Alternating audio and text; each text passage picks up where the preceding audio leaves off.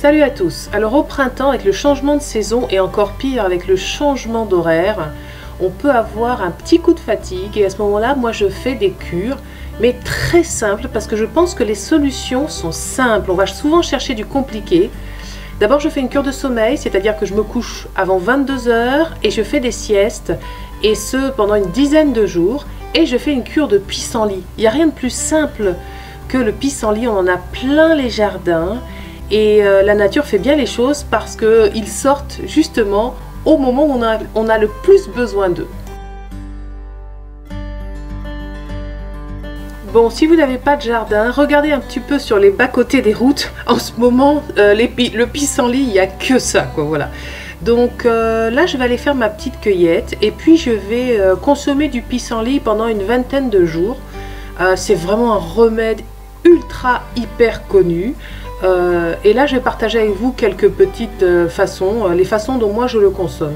Donc déjà je prépare une boisson avec les fleurs de pissenlit, c'est super bon, c'est un très très bon goût. Il y a des gens aussi qui font des gelées et des confitures, mais c'est pas vraiment pour faire la cure, hein.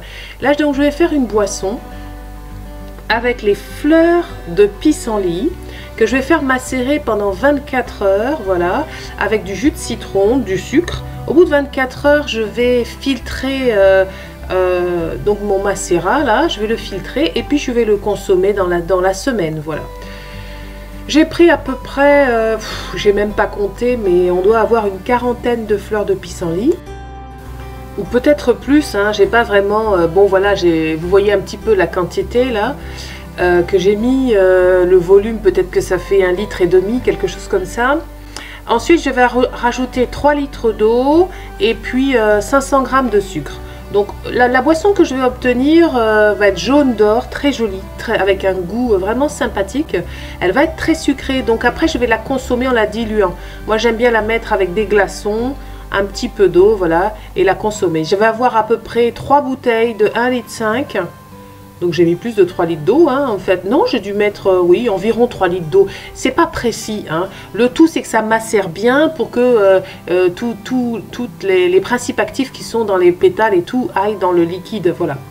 Donc là, je vous ai montré 2 citrons, mais en vérité, j'ai mis 3 citrons. C'est pas très très important, hein, 2 ou 3 citrons, voilà. Là, je fais bouillir mon eau. Je vais mettre les pétales dedans. Je vais faire chauffer ça pendant une vingtaine de minutes à petit bouillon, et puis là je mets le citron bien sûr, et puis je vais voilà, une vingtaine de minutes, et ensuite quand ça sera terminé, une fois que voilà ça a cuit, on va dire, c'est un genre de décoction, hein. Quand ça a cuit pendant une vingtaine de minutes, je mets mon sucre et puis je laisse macérer toute la nuit, voilà. Bon, je pense que vous trouverez des tonnes et des tonnes de recettes différentes sur internet. C'est vrai que c'est des trucs de campagne, de grand-mère, chacun un petit peu ses recettes. Voilà, vous avez une idée, moi je fais comme ça. Le lendemain, au bout de 24 heures, je filtre, voilà, tout simplement, hein. J'ai même pas pris d'étamine, hein, j'ai filtré avec une passoire à maille très fine. Et puis je verse dans mes bouteilles le liquide que je vais mettre au frigidaire. Moi j'aime bien le consommer bien froid.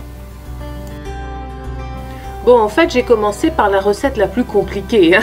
Et vous voyez qu'elle est quand même simple. Mais on peut faire encore plus simple pour faire une cure de pissenlit, puisque quand même le thème de cette vidéo, c'est aussi la simplicité, hein. Bon, là, je vous mets la recette, là. On peut tout simplement, tous les matins, on boit sa tisane aux feuilles fraîches de pissenlit. Moi, c'est ce que je fais.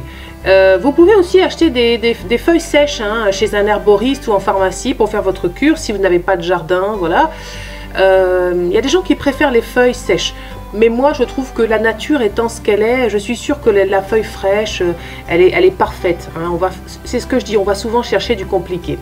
Encore plus simple, incorporer les feuilles de pissenlit, donc fraîches, dans les green smoothies, hein, le green smoothie du matin. Alors, je tiens à vous prévenir tout de suite au niveau du goût, c'est pas un smoothie qui est vraiment délicieux, hein, parce que si vous connaissez le pissenlit, vous savez que c'est amer. C'est pour ça que moi je mets du kiwi avec, hein, je mets de l'acide un peu pour aider à contrebalancer l'amertume de la feuille de pissenlit.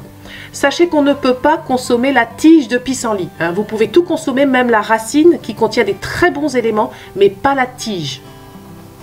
En fait, la tige, hein, au niveau de la fleur, elle contient un élément toxique et elle ne se consomme pas. Bien sûr, vous pouvez aussi consommer vos pissenlits crus en salade. Hein. Moi, j'aime pas trop, c'est un peu amer pour moi. Et puis, mais il y a des gens qui aiment bien. Et puis, vous pouvez, je parle des feuilles, hein, consommer les feuilles. Et puis, vous pouvez aussi, après les avoir blanchis, les consommer dans une omelette, tout simplement. Voilà, salut les amis, à bientôt.